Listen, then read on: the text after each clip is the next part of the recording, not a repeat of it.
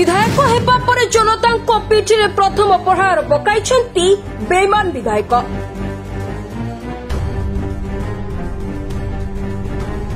प्रकृति सह खेल खेलुछंती, परिवेश ध्वंस करुछंती निजे जनप्रतिनिधि। बाबू माने बसिबे एसी 47 डिग्री खरे छटपट हेबे अनुकूलवासी।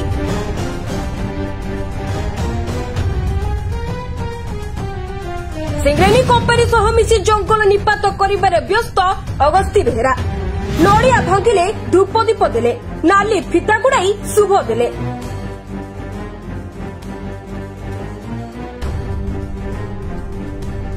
निजको मुंडी भाभी गोड़ाई चलिले हजार हजार गछक मुंड। घुषुड़ुथिला गछ, खुशी ताली मारुथिले विधायक। विधायक भूली पारुनाहांती कांग्रेस प्रेम, बीजेपी को आसी खटाउछंती कांग्रेसिया बुद्धि।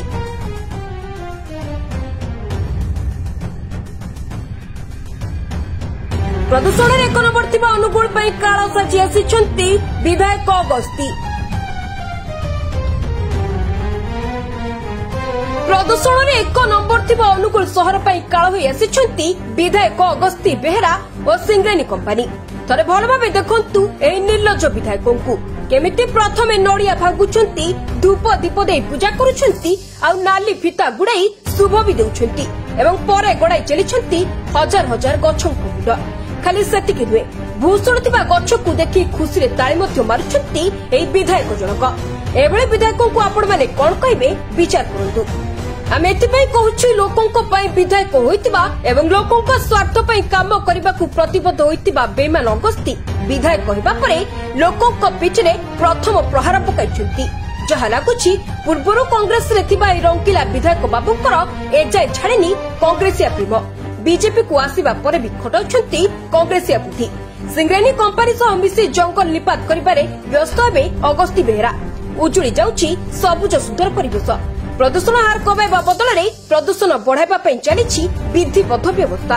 शिल्प आଳରେ सहर में प्रदूषण करिबारे कंपनी करुछि बड़ षड्यंत्र। अनुगुल एक शिल्प समृद्ध जिला होइथिबा बेले प्रदूषण मामलाରେ दिल्ली को काटिबाकू बसिलाणी।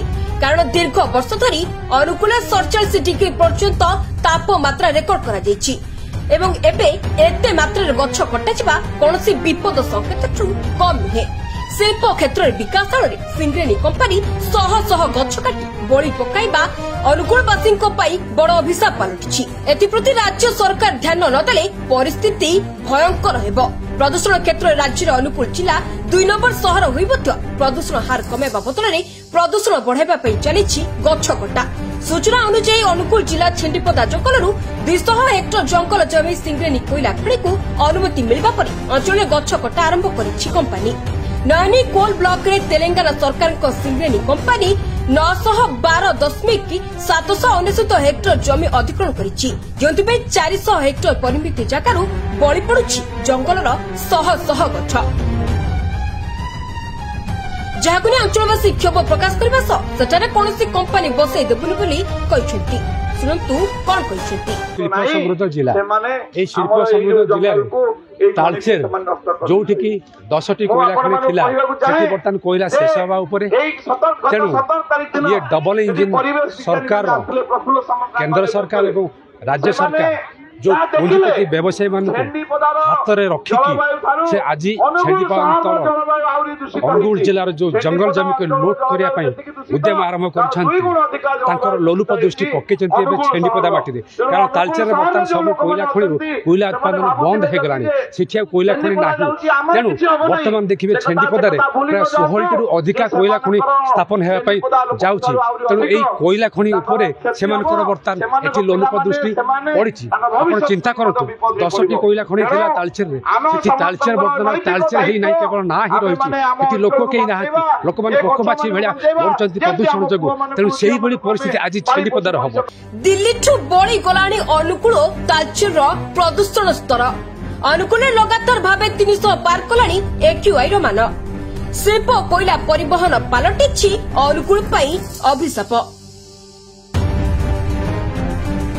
ଅନୁଗୁଳରେ ଲଗାତାର ଭାବେ 300 ପାର କଲାଣି ଏକ୍ରିମାନ। ପ୍ରଦୂଷଣ ବଢିବା ଦ୍ୱାରା ବିଭିନ୍ନ ରୋଗରେ ଆକ୍ରାନ୍ତ ହେଉଛନ୍ତି ସାଧାରଣ ଜନତା। ପ୍ରଦୂଷଣ ମାତ୍ରା ଏତେ ବଢିଗଲାଣି ଯେ ସ୍ଥାନୀୟ ଲୋକ ପୋକ ମାଛି ପରି ମରୁଛନ୍ତି। ତଥାପି ମନଶାନ୍ତି ହୋଇନି ଯେ ପୁଣି ଏକ କମ୍ପାନୀ ଲୋକଙ୍କୁ ମାରିବା ଆରମ୍ଭ କରିଛି। କୋଇଲା ଖଣି ପାଇଁ ସରକାରଙ୍କ ପକ୍ଷରୁ 2015 ଅଗଷ୍ଟ 13ରେ ଏହି ଜଙ୍ଗଲକୁ ଆବଣ୍ଟନ କରିଥିଲେ। ବିଜେଡି ସରକାର ଏଥିବେଳେ ଜୁଲାଇ 4 ତାରିଖରେ ଖଣି ପାଇଁ 643 ହେକ୍ଟର ସଂରକ୍ଷିତ ଜଙ୍ଗଲ ଜମିକୁ ମଞ୍ଜୁରୀ ଦେଇଥିଲେ। ତେଣୁ କମ୍ପାନୀ ଗଛ କାଟିବା ଆରମ୍ଭ କରିଦେଉଛି। ଲୋକଙ୍କ ସ୍ୱାର୍ଥ ଦୃଷ୍ଟିରୁ ମୋହନ ସରକାରଙ୍କ ପକ୍ଷରୁ ନିହାତି ଭାବେ କଡ଼ା ଆଭିମୁଖ୍ୟ ଗ୍ରହଣ କରାଯିବା ନିତ୍ୟାନ୍ତ ଆବଶ୍ୟକ ହୋଇପଡ଼ିଛି। ନହେଲେ ଯଦି ଆଗକୁ ଏଭଳି ଗଛ କଟାଯାଏ ତେବେ ପରିସ୍ଥିତି ଭୟଙ୍କର ହୋଇପାରେ। Bureau report, focus plus.